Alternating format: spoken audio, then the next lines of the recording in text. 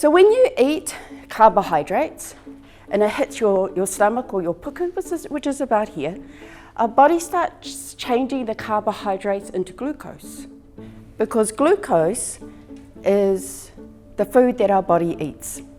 That's where our body gets its energy from.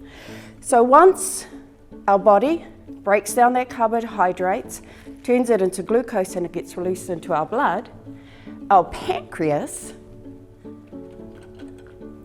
which is this guy, which sits behind our puku, it goes, oh, there's some glucose in our blood, and then it starts making a hormone called insulin. And so what does the pancreas do when it senses glucose in our blood? Produces a hormone called insulin and releases it into our blood. So what the insulin does, and let's pretend this is insulin, it comes along and it grabs the glucose, a bit like a magnet, grabs the glucose, and then it takes it to our cell door. Now the insulin's really cool. It acts like a key. So it goes up to the cell door, turns the lock, and then the glucose can go into the cells. Once it goes into the cell, that's when our body gets to eat. The glucose goes into our liver, so it acts like a storeroom. Because even though you're asleep, our body's not asleep. So instead of our body saying, wake up, I need a kai, the liver goes, oh, the body needs a kai, so it releases some glucose. So what is diabetes? It's when the glucose gets stuck in our blood. It isn't able to get into the cells. So I'm going to show through using this as a really good kidney. Nice holes looking like a sieve. So this is a kidney that's doing its job, getting rid of, filtrating the yuckiness through here. And now this next sieve has a little bit of holes in, bigger holes in. This is where I'm at on my diabetes journey. I've got a little bit of renal damage.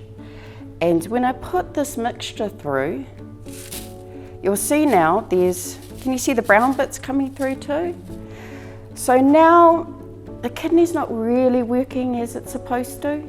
It's getting rid of the yucky, the toxins, but it's now also getting rid of the micro goodness that we need. And then we have a kidney with much bigger holes. So here, this is quite a damaged kidney. And now you can see here, you can see everything's just falling through, So the toxins, the micro goodness, but also the macro goodness is coming through too. So now at this stage, what do you think's happening with our kidney? Pakaru. I'm going to talk a little bit about HbA1c and just explain to you what it means and what it looks like. Now, this here is a red blood cell.